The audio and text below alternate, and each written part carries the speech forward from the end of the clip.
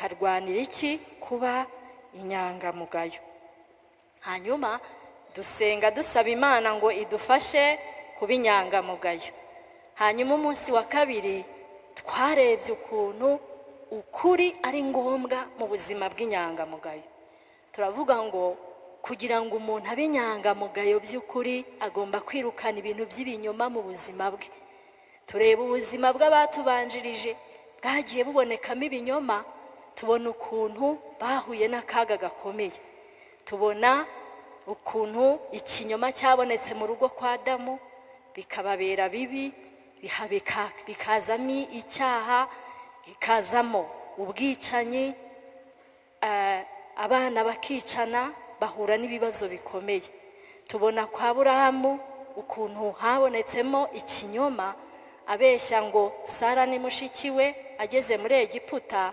Ibyo bintu bikamukururira umuntu witwa Hagari waje amukurikiye atashye asubira iwabo. Aza amukurikiye ariko biturutse ko Sara yageze ibwami, bamuhumuja ngo kumufasha. Impamvu yageze ibwami cyari ikinyoma. Hagari aje azana nawe akaga mu muryango. Abana barahangana, Ishimayeli na Isaka, bibi bibazo kugeza uyu munsi urubyaro rwabo ruracyahanganye. Murabibona namwe uko bimeze. Hanyuma tubona ukuntu kwa Isaka naho byabaye ibibazo, hazamo ibinyoma. Yakobo arabeshya ngo ni Esawu, nabyo bizana akaga muri famiye. Yakobo arazerera, amererwa nabi hejuru y'ikinyoma, ahura na marayika aramukiranya, ariko kugira ngo amuhe umugisha abanza kumubaza uko yitwa. Aravuga ngo yitwa Yakobo, arabyatura neza. Dusanga kugira ngo ubashe kubona umugisha w'inyangamugayo ugomba kubanza gukuraho ibinyoma mu buzima bwawe. Ariko Yakobo ageze kwa Farawo aramubaza ngo ufite imyaka ya 41 umurongo wa 10 handitse ngo ntutinye kuko ndi Imana, kuko ndi kumwe nawe. Ntukihebe kuko ndi Imana yawe, nzajya ngukomeza. Ni kuko nzajya ngutabara kandi nzajya nkuramiza ukuboko kw'iburyo, ariko gukiranuka kwanjye. Amen. Tugiye gusengera muri iryo jambo, uryizere, wumve ko Imana igukunda kandi wumve ko Imana ariyo mutabazi wawe. Iyo utizera ko Imana ibana nawe mu buzima bwawe, ubaho nabi, ubaho utishimye, nta kintu cyiza ushobora kubona mu buzima bwawe. Ariko aka kanya hindura imitekerereze, wumve ko Imana igukunda kandi wumve ko Imana igambiriye kukugirira neza, kuko yavuze ngo ngewe nzi ibyo nibwira kubagirira ntabwo ari ibibi, ahubwo ni byiza. Haleluya. Ntabwo rero Imana igambiriye kugukanda, ntabwo Imana igambiriye kukugirira nabi, ahubwo ibyo yibwira kukugirira ni byiza. Rero ntutinye kuko Imana iri kumwe nawe. Zamura rero kwizera kwawe n'icyifuzo ufite, hanyuma dusengane Imana. Urasenga uko ubishaka, nushaka upfukame, nushaka uhaguruke, nushaka wicare, uko wiyumva, aho wumva position wumva wabwira Imana neza uyikoreshe, hanyuma dusenge. Data, turagushimiye. Haleluya, haleluya. Wera wa Isirayeli, Imana ishobora byose. Haleluya. Uri umubyeyi wacu kandi udukunda urukundo rwinshi. Aba ni abantu bawe Mwami wahamagaje ukuboko kwawe gukomeye. N'abantu Yesu bari mu kuboko kwawe, urabazi bose. Haleluya. Urabazi bose, buri wese uko ahaguruka nuko aryama nuko agenda, urabazi. Haleluya, haleluya. Ni wowe bari kubwira ibi bintu byose bibaremereye, ni wowe bari kubwira uko byagenze. Tobele vomeneanse gloria. Haleluya, haleluya, haleluya. Bari kukwereka uko byatangiye nuko bimeze. Barashaka gutabarwa nawe, barashaka kugirirwa neza nawe. Mwami, mwami, mwami w'amahoro, nanjye nje imbere yawe mbasengera mbasabira kugira ngo babere igisubizo Mwami. ubatabare, ubakure mu kaga, ubakure mu mubabaro, ubakure mu mbaraga mbi zishaka kubatsikamira. Inkoni y'umunyabyaha dore ibari ku bitugu, yikureho kubw'ubuntu bwawe. Hindura amateka, hindura ubuzima. Ibi bintu mwami bituma barara barira, ibi bintu bituma bahagarika umutima, ibi bintu bituma biganyira, ndasenze mwami, ndakwinginze kugira ngo ubikureho. Bikureho abashe guhumeka, bikureho abashe kuryama, sinzire. Kristo, Kristo, Kristo, mutabazi kandi murengezi. Tobine glory do fire gloria. Hallelujah, hallelujah. Ba.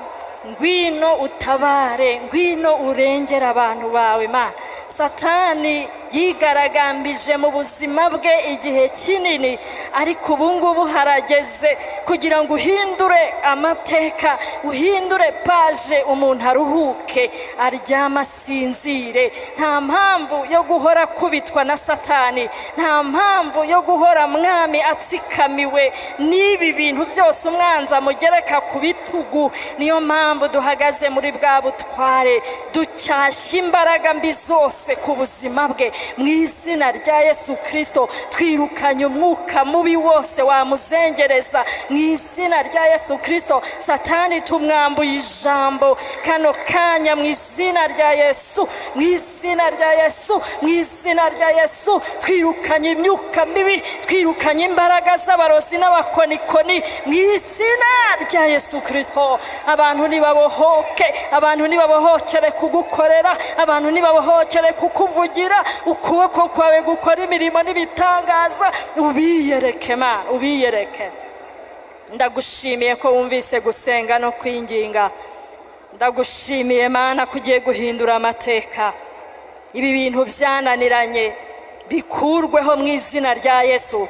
Haboneka ishimwe, haboneka impundu. Ibi bintu bimaze imyaka byigaragambya, turabisunitse, turabisunitse, turabisunitse, turabyirukanye mu izina rya Yesu Kristo. Imbaraga z'Imana zikorere mu buzima bwa mwene data, bigaragare, bigaragare, bigaragare. Abantu babibone mwami, abantu bamenye yukurima, bamenye kuriho kandi kutegeka. Urakoze, ndagushimiye, ugize neza, uhabwe icyubahiro ku bwa byose mu izina rya Yesu, amen.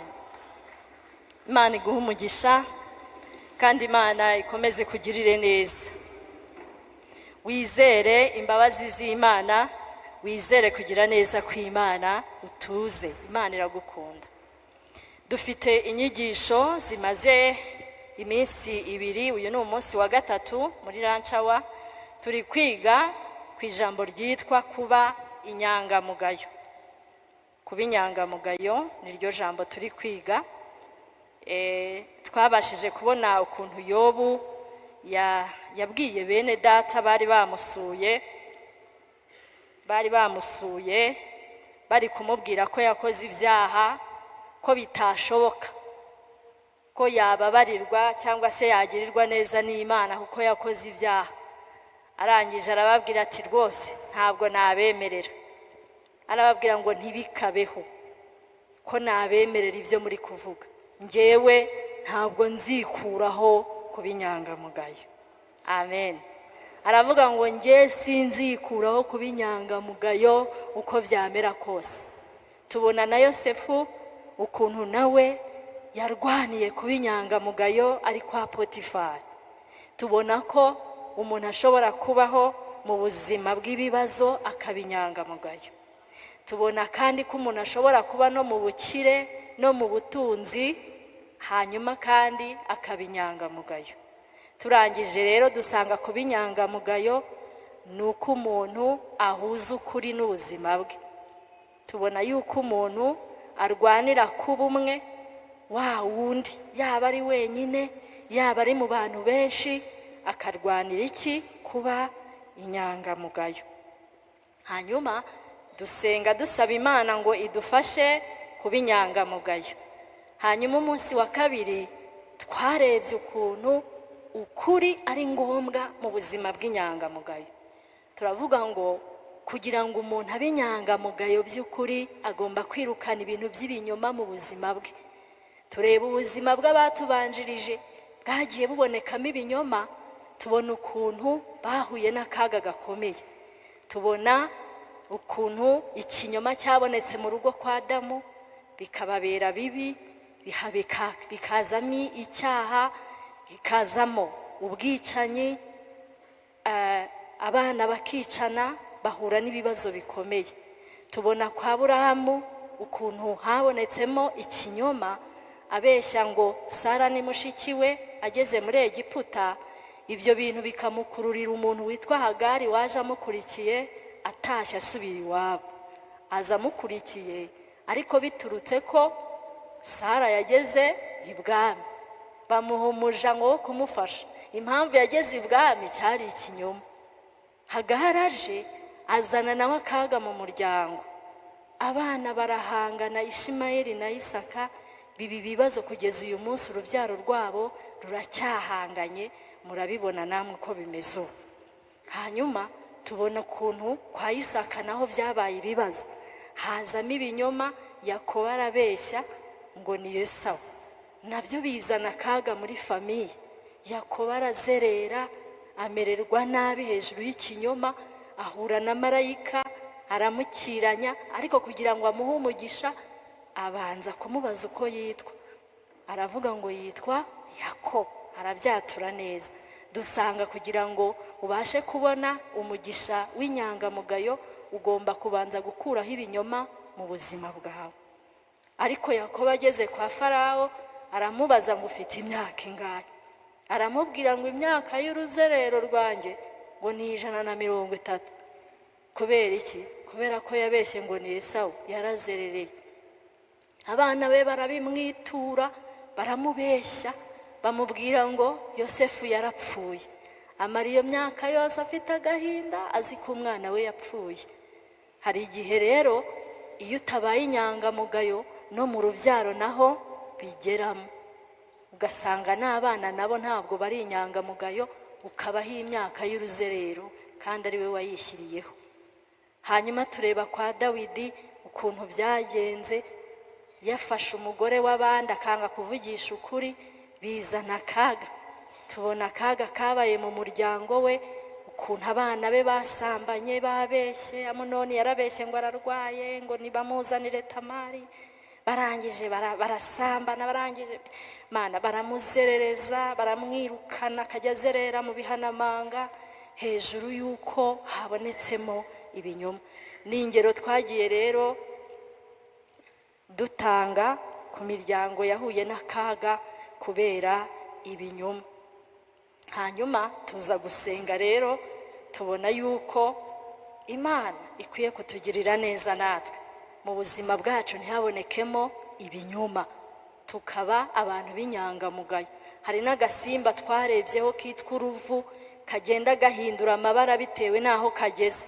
Buriya nako wagashakaho ubunyangamugayo menya bitabasha gukunda. Uruvu ntabwo rwabasha kuba inyangamugayo kuko rurahindagurika. Aho rugeze wewe waherukaga ari umweru ushobora gusanga rwabaye ubururu.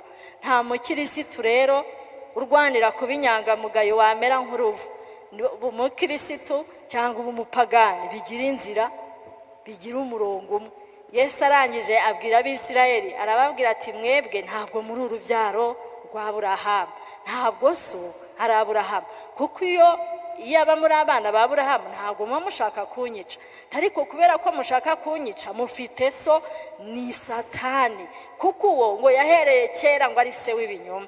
Igihe cyose uzagira ibinyoma mu buzima bwawe, uzamenye ko ufite igihiriri cy'abadayimoni baguherekeza aho ugiye hose. Iyo uryamye muraryamana, iyo wicaye muricarana, iyo ugenda muragendana. Abadayimoni ntibagaragara ariko muragendana. Niyo mpamvu uzabona nyine bikugora no kwifata.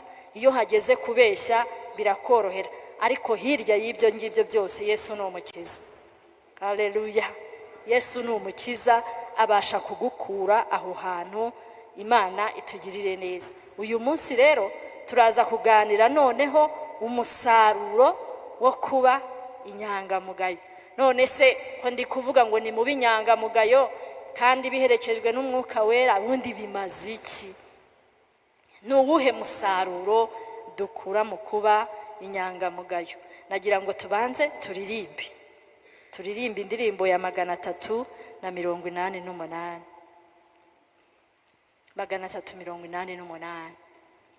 Tunganira Imana ubudasiba, jyuhora uyisenga kandi uyumvire, jyubana nabayo, jyufashe indushyi, ntusibe na rimwe uyikorera. Tunganira Imana, jyubana nayo, nutumbira Yesu uzaba nkawe. Bose bazamenya kubana nawe, bareke ubugome bitabe Yesu. Amen. Iyo ndirimbo nubishaka uze gukomeza uyiririmbe. Hano harimo inyungu zo kuba umuntu yabaye inyangamugayo.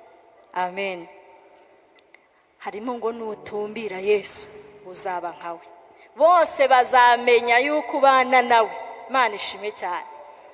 Uyu munsi turareba ku muntu umwe gusa witwa Daniyeli wagaragaje ubunyangamugayo. Turebe yasaruye iki muri uko kuba inyangamugayo. Daniyeli ibice 6 n'umurongo wa 4. Daniyeli ibice 6 umurongo wa 4. Handitse ngo ariko Daniyeli aratona cyane kuruta abandi batware bakomeye n'abandi b'intebe, kuko umwuka mwiza cyane yarari muri we, ndetse umwami yibwiraga kumwegurira igihugu cyose. Daniyeli igice cya mbere umurongo wa 8. Daniyeli igice cya mbere umurongo wa 8. Maze Daniyeli agambirira mu mutima we kutaziyandurisha ibyo kurya by'umwami cyangwa vino yanywaga, aricyo cyatumye yinginga uwo mutware w'inkone kugira ngo atiyanduza. Amen. Daniyeli kereka yenda umuntu winjiye mu rusengero aribwo bwa mbere, ariko Daniyeli umuntu wese ukijijwe aramuzi. Daniyeli yari umusore w'umuheburayo, yari yaragiye mu buryo bwo kunyagwa mu gihugu cy'i Babuloni, hanyuma agaragaza ubunyangamugayo. Igihe cyarageze umwami akenera abantu ngo yazakoresha basa neza, bafite imbaraga, atekereza kubagaburira kugira ngo base neza. Ariko Daniyeli na bagenzi be babahamagaye, bamenya ko bya biryo ngo biba byaterekerejwe ibigirwamana, barabyanga kuko itegeko ry'Imana ryavugaga ko nta muntu wemerewe kurya ibiryo byaterekerejwe ibigirwamana asenga Imana yitwa Uwiteka.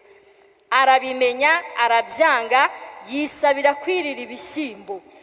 Hanyuma bagiye kubamurikira umwami, basanga basa neza nta kibazo. Icyatumye Daniyeli yanga biriya biryo kwari ukubaha Imana. Yangaga gucumura ku itegeko ry'Imana. Aremera, amara icyo gihe hafi imyaka 3 babagaburira, iwe n'ibyo yaryaga ibishyimbo n'amazi. Iyo umuntu ashaka kuba inyangamugayo, hari ibyo yigomwa, hariho ibintu bigufitiye akamaro ugomba kwanga, ukavuga uti ibi bintu nubwo bimfitiye akamaro ariko birimo ikibazo, ntabwo nakubaha Imana nicaye hano hantu. Ugafata icyemezo cyo kuhava, ugafata icyemezo cyo kuvayo, kubera yuko wasanze bihabanye n'uko ijambo ry'Imana rivuga. kandi aho hantu akaba ari heza rwose. Nawe tekereza kuba uri ibwami no kurya ibiryo by'ibwami, nta wabyanga. Ariko inyangamugayo irashishoza, ikamenya isahani iriraho, ikamenya ngo mbese iyi sahani yogeje neza. Umuntu ashobora kuguhamagara ati ngwino nguha akazi uzajya uhembwa 2 miliyoni. Ariko hirya y'izo 2 miliyoni hakaba harimo ibindi bintu ugomba gukora bihabanye n'itegeko ry'Imana. Aho ngaho rero kugira ngo binyangamugayo nka Daniyeli ntushobora kubirya, ntushobora gukora ako kazi, urahamya ukavuga ati njyewe nzakomeza nirire udushyimbo, kuko hariho imigisha ya Satani niba mutari mubizi. Imigisha yose tubona ntabwo ari imigisha y'Imana. Imigisha ya Satani iherekezwa n'ibyaha, iherekezwa no gukora ibibi. Iyo ushaka kubinyangamugayo rero urabyanga. Ngo agambirira mu mutima kutiyanduza. Mu buzima bwawe nukunda kubinyangamugayo ujye ugambirira mu mutima, ugambirira uvuga uti hoya ibi ngibi ntabwo nabikora, ntabwo byashoboka. Hanyuma umwami ngo atekereza kugabanya igihugu mo ibihugu cyangwa intara 120. Agenda atanga ubuyobozi, na Daniyeli nawe bamuha intara yo kuyobora. Hanyuma bagenzi be ngo bamugirira ishyari, batekereza ikintu cyabasha kumufata kikagaragara nk'icyaha. Ariko ngo bitegereje baburi ikintu na kimwe bamubonaho ngo kereka Imana ye gusa. Haleluya. Inyangamugayo nta rindi kosa wayifatiramo keretse kujya gusenga. Yenda Daniyeli nawe babonye yuko yajya gusenga, baravuga ngo reka tumugambanire tubwire umwami. Umuntu wese uzasenga indi mana atari umwami, uzapfukamira indi mana, bazamushyire hehe? Mu rwobo rw'intare. Ariko nuko ngo bari bashakishije ikintu bamufatiraho barakibura. Tekereza kuba ahantu ukorera bagushakishaho impamvu n'imwe y'ikosa wakora bakayibura. Niga segonderi narazindukaga sinakererwaga, noneho sinkamenye ko animateri byamubabaje ko ataranyandikira muri karine ya discipline nari. Noneho rimwe twicaye mu ishuri baranyegera bati murokore tubwire Yesu rero, titubwire dukizwe. Twari muri pause pe, cyagihe neza mu kadomo isaha igeze, abanyeshuri bari buzuye ku ntebe yanjye bashaka ko mbabwira Yesu. Nanjye natangiye nyine, Yesu ni umukiza, mwihane biriya bintu mukora byo gukopera musabireke. Abarinjiye ati ngiye nagufata noneho. Aturabona ukuntu wateje akavuyo hana, tizana karine yawe vuba. Yankuyeho amanota pe, kandi ntabwo nari narengeje isaha, nuko nyine bari bakimbaza ibya Yesu. Hari igihe umuntu ashobora kugushakisha ikintu yagufatiraho, ujye ugerageza mu by'ukuri mu buzima bwawe ntihakagire ikindi kintu babona usibye ko ukunda Yesu gusa. Amen. Nibyo bita kuba inyangamugayo. Daniyeli rero bamushatseho impamvu barayibuza, bahitamo kumuteza icyo cyago ngo kugira ngo ajye mu ntare zimurye. Ariko ibyo byari bitewe n'iki yemwe? N'ishyari. Iyo ushaka kuba inyangamugayo ntabwo abantu bose bagukunda. Nabyo ni ingaruka ziboneka ku bantu b'inyangamugayo. Hari n'abagira ishyari kubera ko nta kindi kintu bari kukubonaho cy'ikibi, bakubonaho ikosa rimwe gusa, Mana bakaba baragushyikiriye rero. Bakamera mbega nk'ipusi ifashe nk'imbeba bakishima ko hari ikindi kintu babonye nawe wakora cyica. Ariko abantu ntabwo bazigera banezererwa yuko ukora ibyiza, ariko abantu ntukabarebe. Imana yahaye Daniyeli ubwenge n'ubumenyi budasanzwe. Amen. Imana yamukijije icyago cyo mu ntare ntizamurya. Tekereza umwami kuba yaraye adasinziriye ntanarye, niko Bibiliya ivuga, kubera umuntu w'inyangamugayo. Buriya ubaye inyangamugayo nawe hari igihe abakomeye barara badasinziriye ku bwawe. Ariko nutangira kwirwanirira wishakishiriza uzasanga wahuye n'akaga. Ahubwo binyangamugayo nibwo Imana izakorana nawe. nibwo Imana izakwemeza abatakwemera, nibwo Imana izakwemeza abakomeye, kubera yuko wabaye inyangamugayo. Umwami rimwe ararota, arose arabyibagirwa, abyibagiwe aravuga ati ariko ubundi abantu ba muri iki gihugu ngo bitwa ngo ni abanyabwenge, ngo ni abapfumu, ngo bazi ibintu, kuki badashobora kumenya ibintu narose? Mubahamagare bose baje bamubwiye ngo iki? Baramubwiye ngo mwana, ni ukuri pe, kuva twabaho nta mupfumu nta n'undi muntu wabasha kumenya ibyo umuntu yarose. Nuko ngo umwami ahita avuga ngo niba mutabishoboye mwese mupfe. Ngo bahita bagenda ngo bateranye abanyabwenge, kandi ubwo na Daniyeli yari asigaye abarwa mu banyabwenge. Daniyeli baje kumureba agati ni ibiki byabaye? Iri tegeko rizanywe n'iki yuko tugomba gupfa?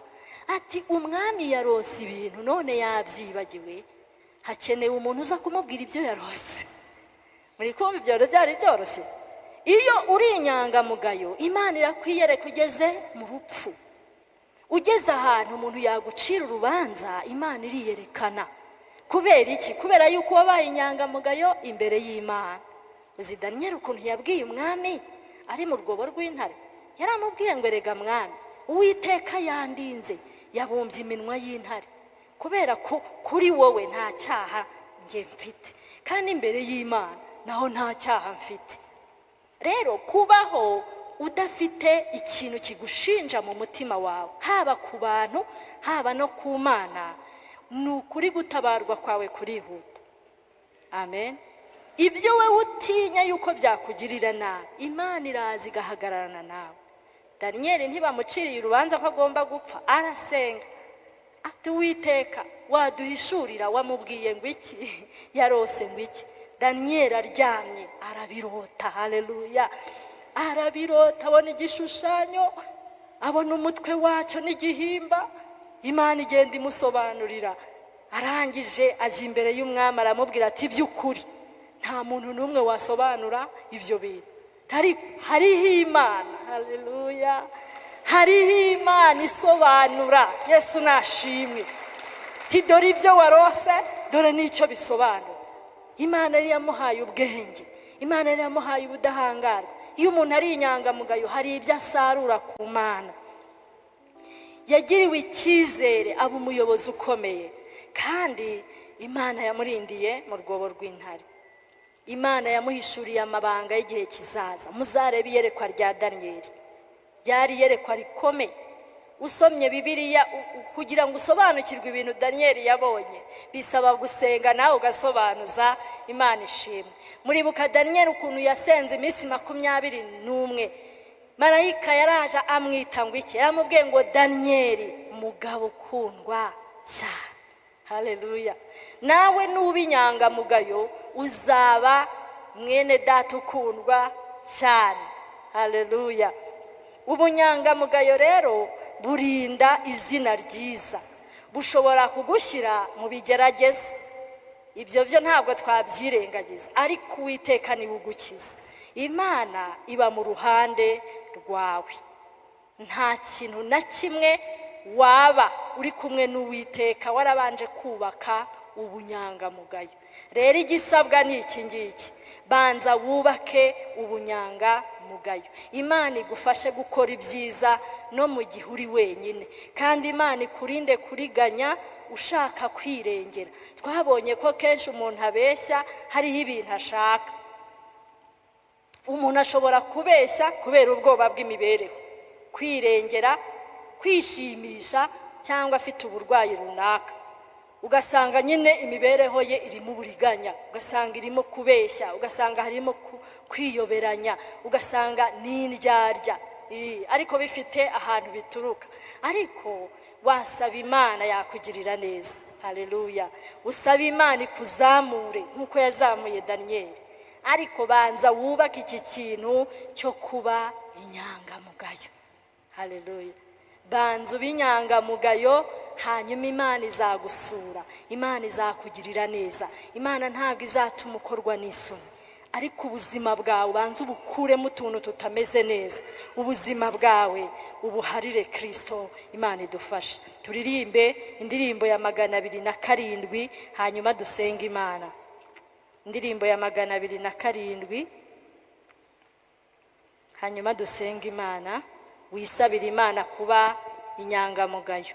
Handitse ngo uwaba atinyutse ibyago byose naza kurikira umwami Yesu.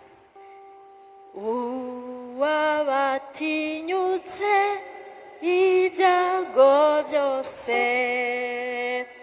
naza kurikire umwami Yesu. Nacyamurekesha iyo migambi ye yo guca mu nzira ijya mu ijuru. Ntabwo azacogozwa, ntabwo azacogozwa n'icambu. Abazimubwira nibo abanzi be bose, abanzi be ntibamugarura mu nzira hisemo ijya mwamujya undindisha, mwamujya undindisha umwuka. Mbone kuzaragwa, mbone kuzaragwa, have wabwoba we, have wabwo imunyihore. Namara maje pe kujya mbere, have wabwoba we, have wabwoba we nimunyihorere. Namara maje kujya mu ijuru. Amen. Bwira umutima wawe, tugiye gusenga Imana. Bwira umutima wawe ngo mutima maramaza gukurikira umwami Yesu. Iyambure ikintu cyose kikujyana mu buhemu. Iyambure ikintu cyose cyatuma uhemukira Imana. Uyu munsi fata icyemezo, wigira ubwoba, witinya ngo none biragenda bite. Nta bindi bintu bigenda. We fata icyemezo cyo gukurikira Imana, uzabona ineza. Danieli yagiriwe neza, Yobu yagiriwe neza, Yosefu yagiriwe neza, Baharusi bagiriwe neza, bafashe icyemezo. Nawe gifata uyu munsi. Iyambure ibintu byose bituma utaba inyangamugayo, hanyuma wiyemeze gukorera Imana. Tugiye gusenga, ndasaba buri wese yitekerezeho. Tugiye mu ijuru, dutegereje umucunguzi wacu Yesu ko azaza. Gerageza, tambuka, kandi Imana igushyigikire. Turebe niba hari umuntu ushaka kwakira Yesu ari bwo bwa mbere. Turebe niba hari umuntu wasubiye inyuma ashaka kwiyunga n'Imana. Turebe niba hari umuntu ubona mu buzima bwe atari inyangamugayo. Uhaguruke, upfukame, icyo ushaka ukora icyo. Ngiye gusenga, ibisigaye Yesu arabyikorera. Uwiteka Imana, mu izina rya Yesu Kristo, turi imbere y'ubwiza bwawe. Ubuzima bwacu turabusengeye. Tubonye Danieli ukuntu yahagaze neza, akamenya yuko ari umukozi wawe. Ntabwo yari yitayeho inkuru z'incamugongo, ahubwo abazimubwiye nibo baguye. Byo kumukanga ngo baramushyira mu rwobo rw'intare ntacyo byari bivuze. Ibyo kumuzanira ibiryo by'ibwami ntacyo byari bivuze. Haleluya. Arahagarara kandi ntacyo yabaye. Haleluya. Yakomeje kuba inyangamugayo, ntiyatinye intare. Mana, ubuzima tugezemo bumeze nk'intare, bumeze nka za ntare muri rwa rwobo, kandi dutinye kuribwa n'intare. Turasenze mu izina rya Yesu kugira ngo haboneke kwiyambura ubuhemu bwose, haboneke kwiyambura icyaha n'igisa n'icyaha, twambare imyenda yera, duhinduke abantu badahemuka, abantu b'inyangamugayo mu izina rya Yesu. Sengeye ukwakiriye ari bwo bwa mbere umugirire neza, sengeye uwaguye kugira ngo umubabarire yongere ahaguruke, sengeye ubayeho ubuzima bwo kubeshya kugira ngo umugarure mu nzira. Haleluya. Erega turaririmbye turavuga ngo waba atinyutse ibyago byose. Ibi byago turi gutinya tukabeshya, ibi byago turi gutinya tugakora ibyaha, mana hariho n'igihe umuntu aba ari mu bisaga nabwo agakora ibyaha. Turasabye kugira ngo mwami duhinduke inyangamugayo. Abatubanjirije babigenzemo neza, bahura n'ibyiza, natwe tugirire neza. Ufashe icyemezo cyo kwambara umwenda wera uwumwambike, mubabarira ahantu hose yagiye aguhemukira, mubabarira ahantu hose atitwaye neza, ahinduke inyangamugayo kubw'ubuntu bwawe Mana. Haleluya. Ndasenze kugira ngo ubohore abantu bawe, ingoyi za Satani zicagagurike mu izina rya Yesu Kristo. Uboshye wese turamusengeye kugira ngo abohoke mu izina rya Yesu, yiyambure ikibi cyose, kandi mwami nawe amaramaze kujya mu ijuru, adatinya ikintu cyose, adatinya inkuru z'incamugongo, ahubwo yizere yuko bazimubwira aribo bazagwa. Have wabwoba we, nimunyihorere, namaramaje kujya mu ijuru. Haleluya. Nta bwoba ngo umuntu ngo azagenzwa gutya, ngo nadakora ibi ngo azapfa. Reka mu izina rya Yesu, ngo nadahemuka ngo azapfa. Yicwa n'iki Mana? Yicwa n'iki? Twirukanye ubwoba bwo gupfa mu izina rya Yesu, twirukanye ubwoba bwo gukena katika jina la Yesu. Uri umutunzi muri twebwe, watugabiye ibikwiriye byose kugira ngo tube turiho tumeze neza.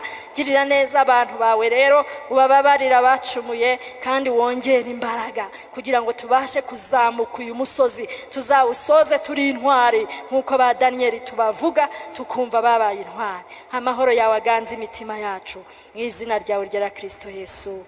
Amen. Yesu abaho umugisha.